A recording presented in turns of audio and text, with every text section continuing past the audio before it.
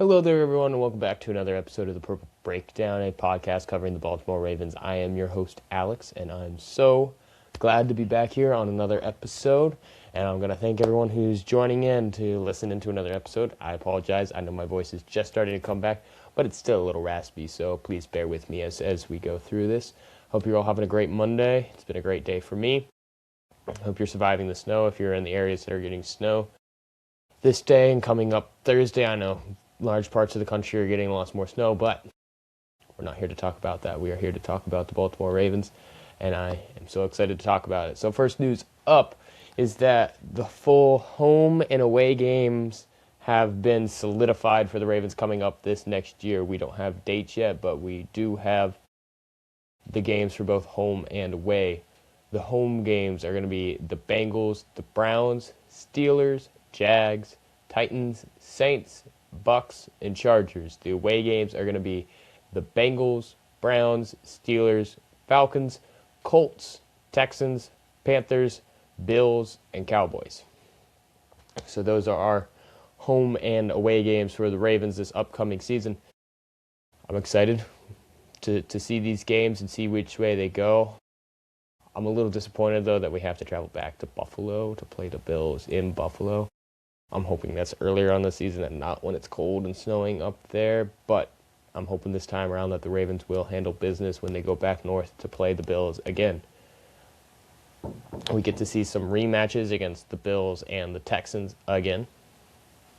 And yeah, so we'll see how that goes here soon. All right, so some other news coming in is that the NFL Combine is beginning this week. The early arrivals have already begun to show up for the NFL Combine. For those who did not watch yesterday's episode, the way it's going is that punters, kickers, linebackers, defensive linemen have early arrivals today. They will have on-field Thursday, and they'll be doing bench press on Friday. Defensive backs and tight ends will be arriving early arrivals tomorrow, on-field Friday, bench press on Saturday. Running backs, quarterbacks, and wideouts will be arriving on Wednesday for early arrivals. We'll be doing on-field on Saturday and bench press on Sunday, and then offensive line will do early arrivals on Thursday, and we'll be on-field Sunday and doing bench press on Monday. So that is the rundown of how it's going. And leading up into this, DeCosta and Justin Mentor, per the Ravens news sources, have said that they will be coming out and doing press conferences earlier this week. Now, obviously, nothing has come out as of this moment on this Monday, so I'm expecting that to come out either Tuesday or Wednesday before the on-the-field begins Thursday. So be expecting those to be coming out, and I'll be giving the takes that I take out of those when they come out. I'm really hoping to hear news coming out about Lamar Jackson as well as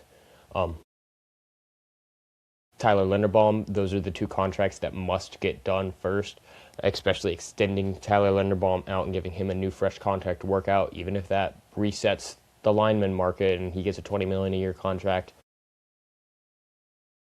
So be it. It's worth it to keep him around and give him that much money, as well as extending Lamar Jackson so the cap space opens up more and allows for free agency to operate more as the Ravens intended to operate and find who you need to find. So, and that is the news I have coming out on that. Now, going into the NFL Combine this week, I went into it a little bit yesterday, but I'm going to go more in depth to it today. There are some position groups that we as Ravens fans will be intensely watching and expecting the coaching staff also to be watching and going up into the draft. Now, remember, the Combine is going to shift around the rankings of these guys. Right now, we're just going based off this past year and the performance, and have created draft boards based off the performance of the players this past year. However, the Combine's going to shift that around. So guys that were lower may go up, guys that were higher may go down. Or they may just stay the same. That's how the Combine works. So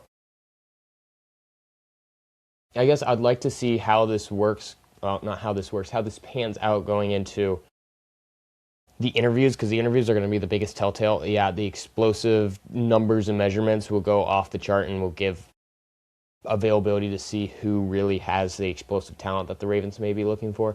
But the interviews will really also be the other telltale sign, and I honestly prefer to lean in a little more on the interviews and the know-how of the player, especially since the Ravens want to be detailed this year and know the X's and O's of each player so that the player is also knowing the X's and O's, that it's going to be really important to make sure that they go through the interview process well and interview extremely well.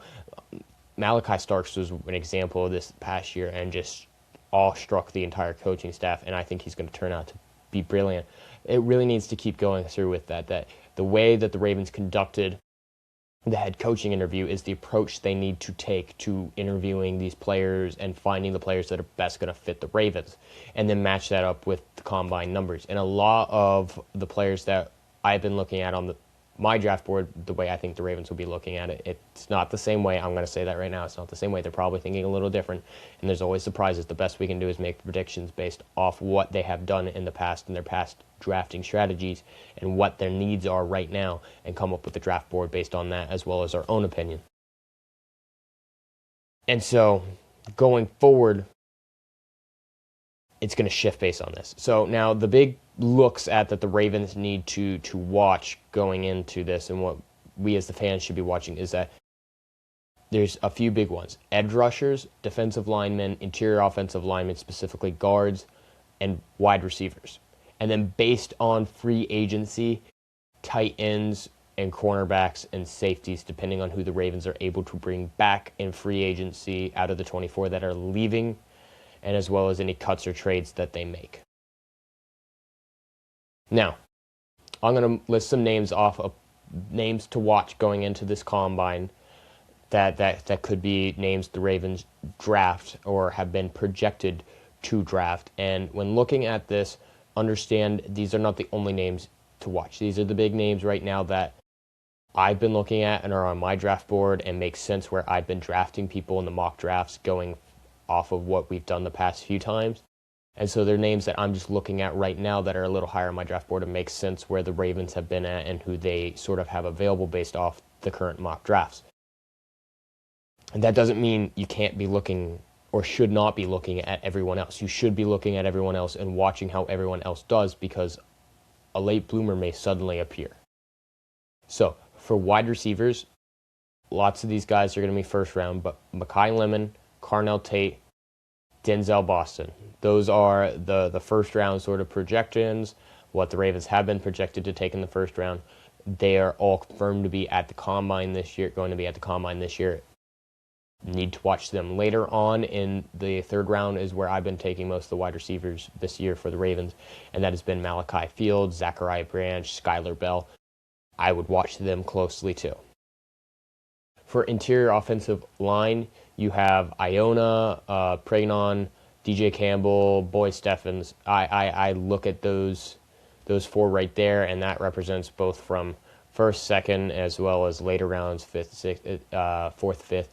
That later rounds where Ravens could be looking. I've been taking guards later on. I still prioritize taking higher upside with higher ceiling defensive tackles first, then going for guards second, and I think there's plenty of free agency talent out there to help fill the hole at guard, and especially taking Kevin Zeitler if they can open up enough cap space. But those are some of the guys. For defensive tackles, I've been looking at Peter Woods, Caden McDonald, Darrell Jackson Jr., and Grayson Halton. Those are some big names coming out that will be at the combine too. I've been very big on Peter Woods, and I'm excited to see how he does at the combine. I was wondering whether or not he would show up, and I think it's really important that he does here, especially with how this past season went for him. But I am a very high believer in him. At edge, there's Cassius Howe, Keldrick Falk, Zion Young, Dame Tucker, Max Ewan, Caden Curry, and Malachi Lawrence. This is a little larger of a section, and I think the edge room is a little deeper this year. And I've mocked Zion Young to the Ravens multiple times in the second round. I'm a big believer in the later rounds. I really like Tucker and Ewan and Lawrence.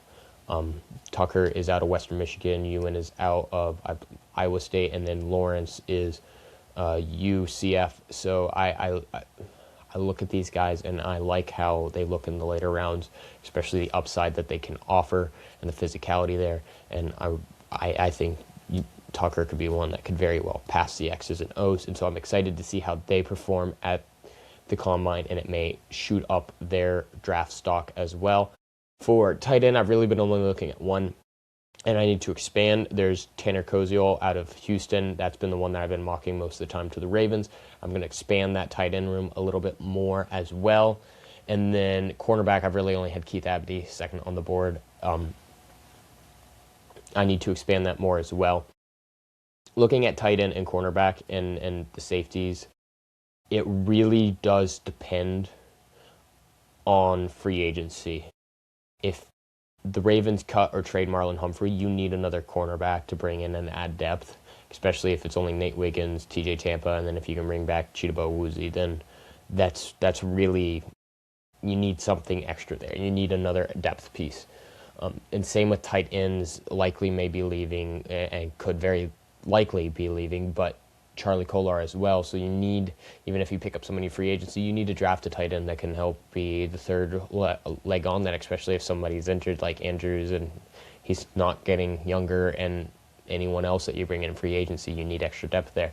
So that will very much depend.